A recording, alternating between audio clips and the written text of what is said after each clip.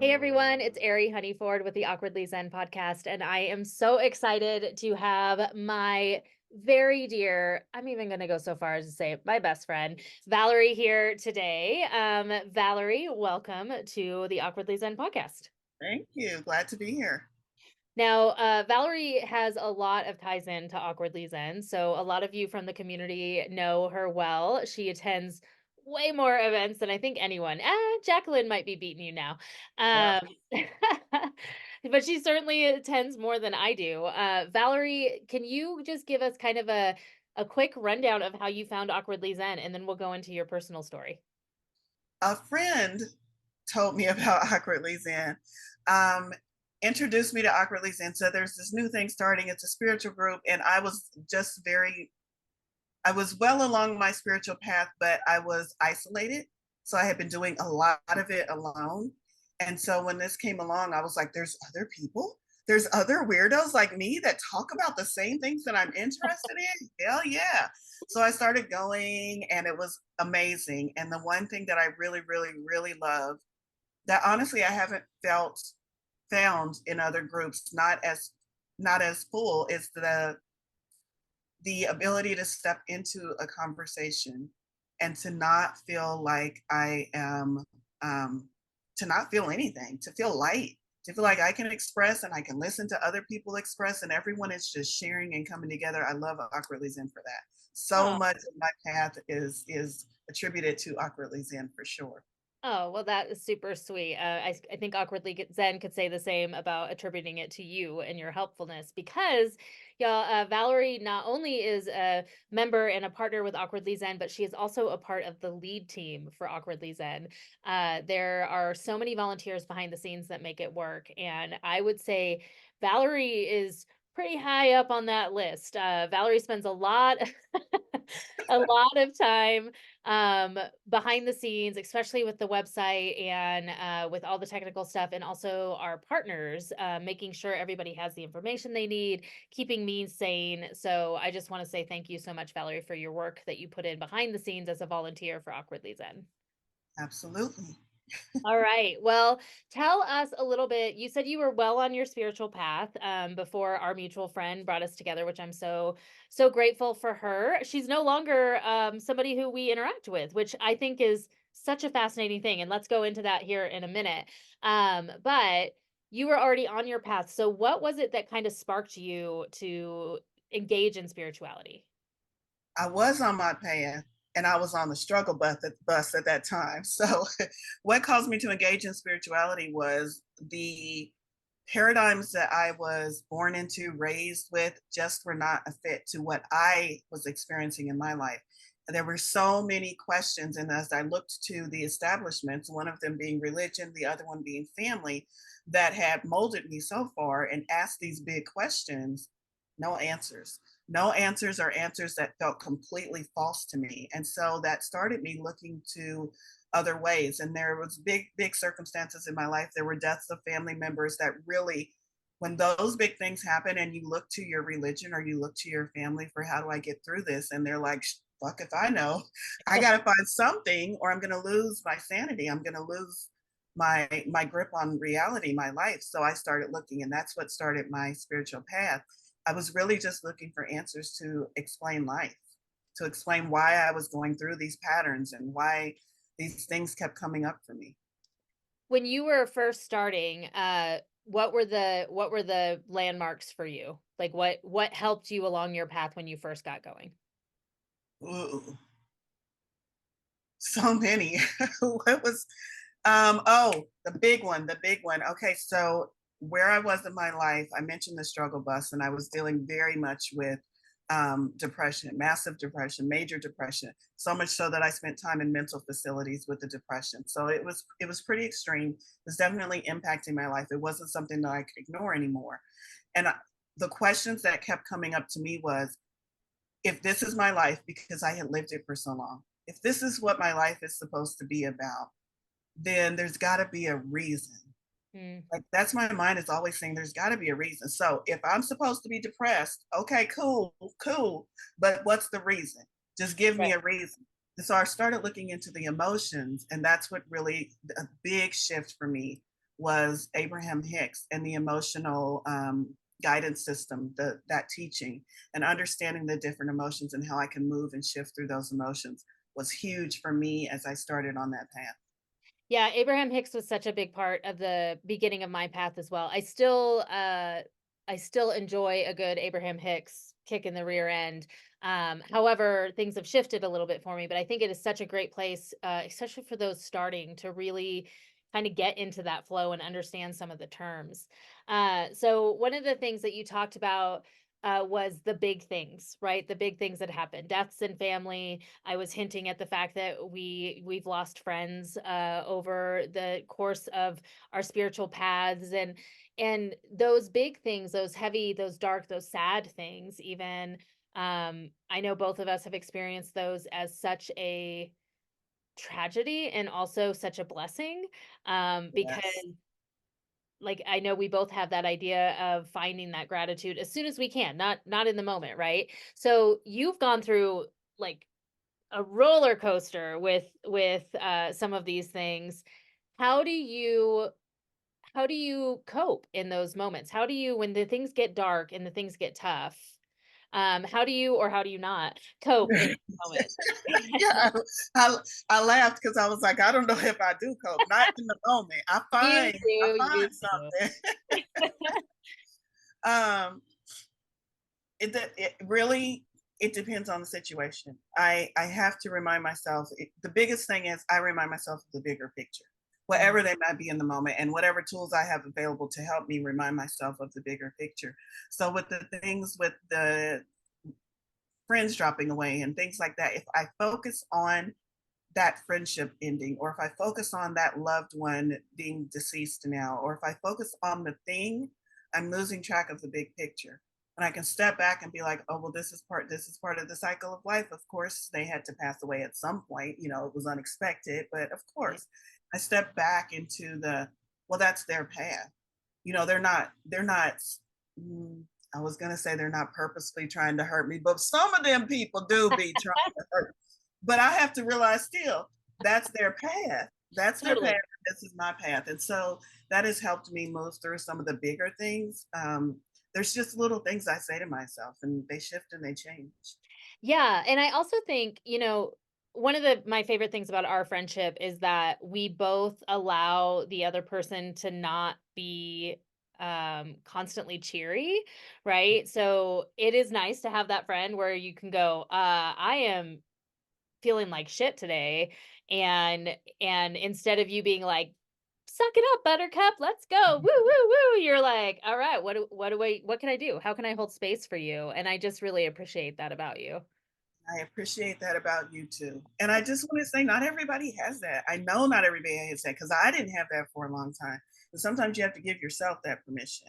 Allow yourself just to be human, just to, the suck it up buttercup, or you create your own reality. Like I know that. I know that. I teach that. I believe that. I live that. I walk that. But in the middle of me having my rear view mirror broken, my rear view glass broken out of my car, which happened recently, I'm not going to be sitting in my car with the rain pouring in talking about you create your own reality. Right. There's some real life stuff that comes up, and we have to give ourselves permission to feel the feels and be human. I absolutely agree. I actually think that, and we talk about this a lot within Awkwardly Zen, and Valorie has a community as well called Taro Unicorns and Coffee, and it's such a great community. We'll make sure the links are up with it. But in these communities, we get all of these people who come in, and there's such a great mix of people, right? There's the people who come in and they are in the dregs of it right now. They are in their dark night of the soul, or they're really struggling, and then you have these people who come in and they're like, love and light and everything is perfect and I'm healed. And it's funny because like I think most people are in the middle. Uh Mhm. but I get so protective of those people who are in those dark places, because it's hard when you're in that spot to hear someone saying, well, all you have to do is think positive and everything will be perfect. And it's like, Time out. I'm actually working on a video on that for my Instagram right now. I just wrote that script about how simplified it has gotten through the years, but it's not simple sometimes. Sometimes it is complicated and gray. So I love you saying like sometimes you just have to not be okay. I do think too though that from some of our darkest moments come that learning, come that perspective. Have you found that to be true on your path as well? Absolutely. Yes. Yes. Yes. And yes. It is the dark times and it is the contrast. I like it when it's just a little bit of contrast, like the being hungry so that you can savor that first bite of your favorite meal. Like that's a little bit of understanding that I don't have what I want and then getting what I do want and just it's so much better. It's so much better. I don't like so much the big contrast, you know. Um, but it is part of the journey and it is part of me finding my way through the darkness so that I can appreciate the light so much better. Yeah, I love that. Okay, so let's take a little bit of a right turn here. Let's talk about interstellars. Woo! Yes. Wait, can I Okay, lean over? Look at my interstellar friend look right at oh, and he's meditating. I love that. So interstellars is one of those topics I was just saying to someone earlier today that for such a long time in awkwardly zen world we kind of were hesitant because we didn't want to put out this idea that you know we were there was this stigma around aliens interstellars all of that and we did it anyway because we felt like it was important because there's so many people out there who relate to interstellars to aliens to this there's so many people who don't feel comfortable here on this planet this time around and I truly believe because for some of them this may be their first time here or they're bigger than their body so there's all these things with interstellar stuff that we I think we're kind of shying away from and then we went let's do it anyway and we created this interstellar open forum on awkwardly zen and it's such a beautiful thing it's the second Monday of the month y'all so check that out on meetup but through that there's been so many conversations and I think you kind of discovered your gift for interacting with the interstellar so can you tell us a little bit about that So I do consider myself a starseed. Quick one-on-one, it just means I believe that I incarnated somewhere else before I incarnated here on Earth. So I had the same thing where you were talking about scared about talking about it in a big group. I was scared about it. My reality was shook. I was shooketh. I was like, I think I have lost my mind. And I called Ari, and there was a tearful moment of please help me and don't send me away to the people with the white suits in the padded room. I really thought I had lost my mind. Um, but now luckily thankfully I've accepted that in and it's just another energy, it's just another form of energy. So I do talk to the interstellars. I now have what I consider interstellar aspects, which means I don't believe that time is locked into here and now. I believe that we're able to exist in many dimensions. So I'm existing here as Valorie, I'm also existing as an interstellar in another realm, in another dimension, and I'm able to communicate with that and I'm able to channel those beings. And so, yeah, that all sounded really, really crazy saying it out loud, but it's absolutely true. And I get a lot of insight from my interstellar friends. totally yeah, and I think it's really interesting. I mean, when you look at the big picture, I have to remind myself of this, right? I was telling someone the other day that I was listening to a podcast, and they were talking about how this woman had met her best friend at a psychic fair, and they totally had this like vibe around it that her friend had no credibility, right? Because she met her at a psychic fair. And I immediately, full honesty, went, yeah, there's no way you could trust her. And then I laughed because I'm like, I am a psychic at a psychic fair often. So it's so funny how these stigmas come up, right? Where it's like, even as you say it out loud in this kind of setting, there's still that moment of, okay, there's going to be people who watch this who think you and I have both lost our minds. But what I love about it is they are doing stuff that we would probably think they had lost their minds, right? Like the whole aspect of being here and human is so weird that like Yes. why is one thing weirder than the other, right? Like it's just it's amazing to me. How do you deal with that? Because I know for so many people in awkwardly zen and I'm sure in your community as well, they're they're trying to figure out how to deal with the weird, right? Because it feels very, very weird. It's awkward. So, how do you do it? How do you when you have that moment that you freak out, other than calling me? I, I will say, well, I call Ari, but I will say it has shifted quite a bit. And I am just stepping into what I'm about to express right now. This is probably not the same answer I would have given 6 months ago. But what is working for me right now currently is claiming it. Mm, Is if this is my belief, then it's my belief. And so if I'm talking to somebody and they're like, aliens aren't real, I'm like, hold up, wait a minute, let's have a conversation because this is my belief. So if it wasn't my belief, it was something I was just considering, then maybe I would have more difficulty in expressing it or talking about it or being open about it. But once I realized, hold up, this is my belief and this is what I'm shaping my life around, then it's absolutely something I'm going to speak about openly because it's part of who I am.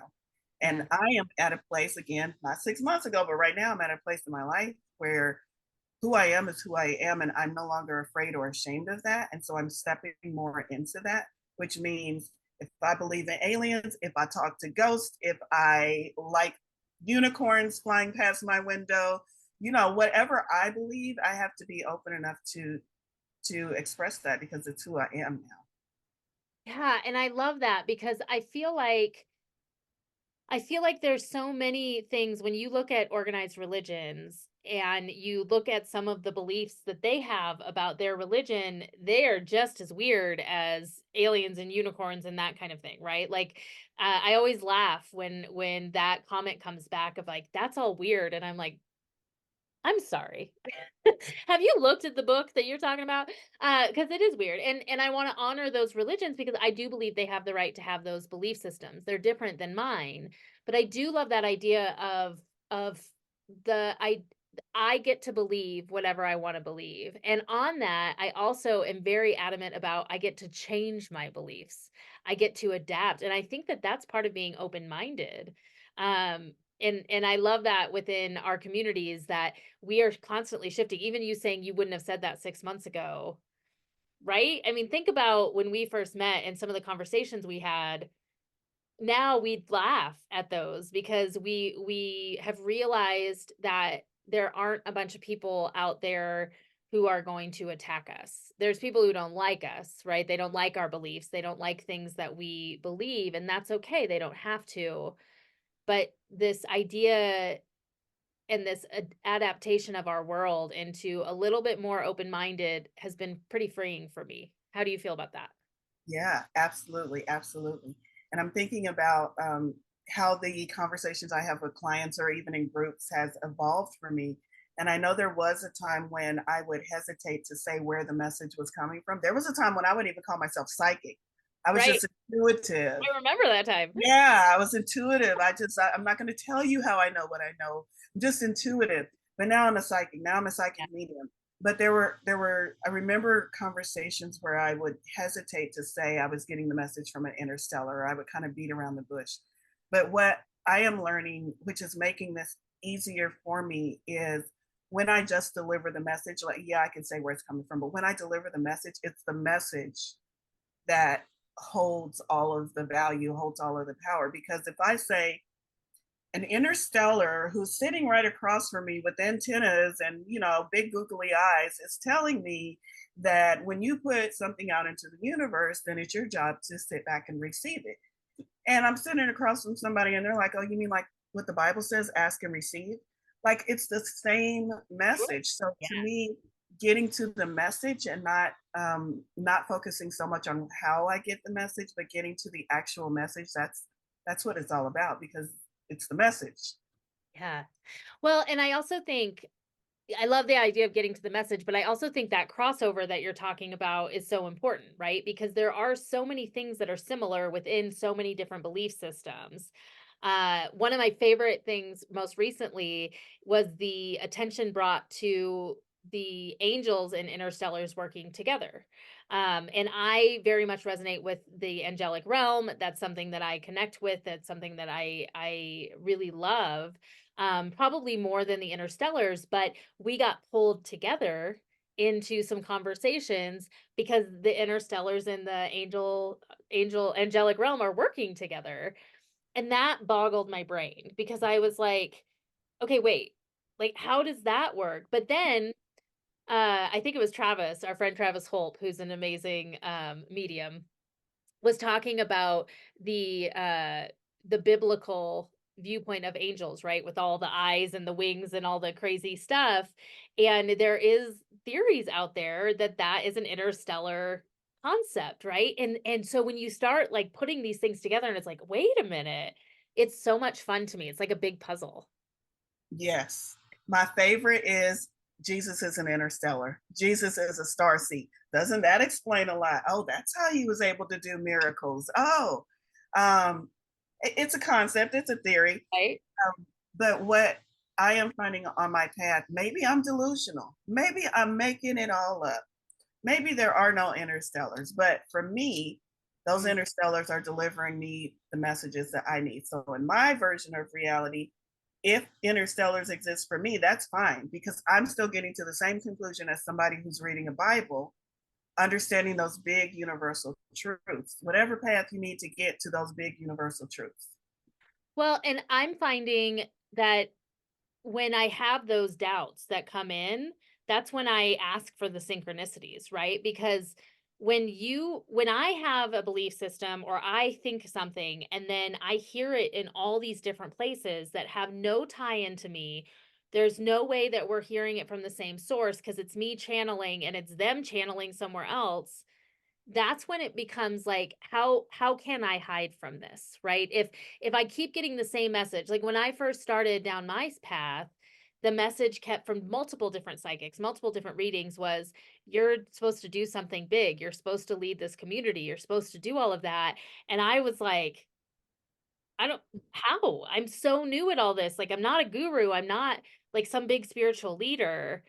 So I had to let it all come into place, but I couldn't ignore it because this reader who didn't even know this reader, who didn't know this person who was across the country, were all saying the same thing. So there's something to that, right? There's something to that there that if those synchronicities keep happening, it's for me at least easier to have faith. Do you find that? Absolutely. Yes. Yes. And I've had that too. And I've had situations where I've had a dream and thought a thought and not mentioned it to anyone and sat down with a psychic, one of our psychics, Lori Hewitt with Awkwardly Zen, and she recounted almost word for word the dream I had had, and I had never spoken it to another human. You can't make that shit up. There's something bigger than us that we, if we try, if we want to, we're able to tap into and get the same information, even though we might be receiving it through different channels. I got the information through a dream, she got it through her psychic connection, but it's still the same information. So absolutely. And just to be clear, I do believe in interstellars. I do believe in angels. I do believe in all Yes. of those things. Yes, absolutely. Well, and talking about that, I mean, that was one of the things that pushed me over with the interstellars. I always did believe in interstellars, right? I don't believe, I mean, it's so vast out there. How on earth could we be the only life forms? But I didn't know what that meant to me, and I still did have that stigma. But then in within Awkwardly Zen, when we did start bringing it up, people started telling the same stories, the same visions they had had, the same dreams they had had about interstellar stuff, and it was matching what I was experiencing as well. And again, like how is that the case? Like people might say, "Oh, it's mass hysteria." They might say this, and maybe, right? Like I'm everything in my life is maybe right now. But there's enough practicality within me and enough questioning in me that I trust that I'm not going to go off the deep end. You know? And I got good Yeah. friends.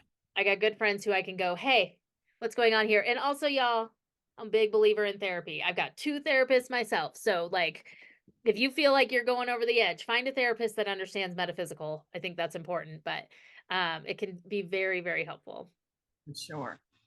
All right. Well, Val, tell us a little bit about what it is that you do, like what kind of readings you do, the groups that you run.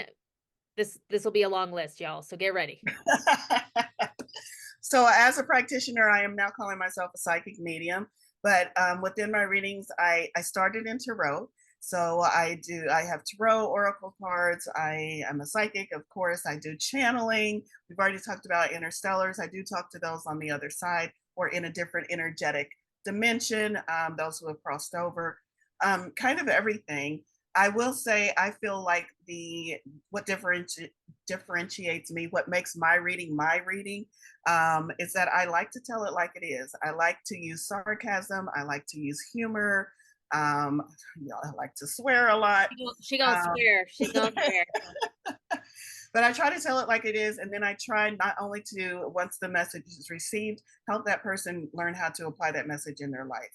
I got so many messages from so many different sources, a lot of it like online and books and stuff. But I was like, okay, I got it. But how do I apply that to my life? How do I apply that to this situation? So I try to do that within my readings. And then as far as my groups, Tarot Unicorns and Coffee is my meetup group, which is also the name of my community. Started as a meetup group, moved in and expanded into an actual community of like-minded individuals, like-minded souls. And my main focus with Tarot Unicorns and Coffee within that community is co-creation. Co-creation. What are we doing in um, in collaboration with the universe, with the divine, with God, if whatever you call that entity? What is that co-creative process that truly allows us to create our own reality? So got Tarot Unicorns and Coffee as my community, and then I've got my own business as a psychic reader. Love that. And how do people find you? The easiest way right now would be to go to Instagram. On Instagram, I am goddess dot with an attitude. You can follow me on Instagram. You can go to my link in bio, which is a Snipfeed link, which will give you links to all the other places you can find me. My website is Tarot Unicorns with an S, tarotunicornscoffee.com or Instagram. Please go to my Instagram and like and follow me. Yeah, y'all, like for reals, follow all these people, including me too. At Airy Honeyford. Yeah, I think that's so important. And also if all else fails, you can always go to the awkwardlyzen.com page and you can find any of our partners there. And Valorie is very well featured on that page because she's such an amazing supporter of the community.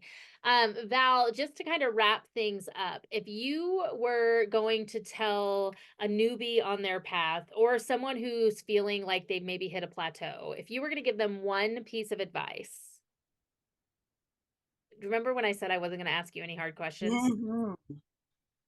I might One have piece of missed, but if you were going advice: to give them one piece of advice, what would you tell them? change your perspective. You're looking at your life through the wrong lens. Ooh, I love that. I love that. All right. So y'all follow Valorie. You can see her in multiple different Awkwardly Zen events. Her and I both usually moderate the Wednesday night Zen Zoom. Um, every once in a while we get shaken up with that. Oh, Valorie, real quick, this is so important. You have a giant in-person speaking event coming up in July. Will you tell everybody about that? Yes, I thought it was going to be another tough question. I was like, I already No, this is a fun question. July 28th, I'm starting my first city of a three city tour. July 28th. It's called Valorie Explains Life, the Universe, and Everything. It's happening in Lafayette, Colorado. It's a full day event. It's a big venue. I'm going to talk. I'm going to do live readings. We're going to have a lot of fun. I'm going to feed y'all. So come on out. Absolutely. And we'll put the links to all of that in the write up for this. But that's going to be a fun one. And also, y'all, if you have been looking for an excuse to travel, traveling to Denver for that event, it's going to be up north. Let us know if you're coming.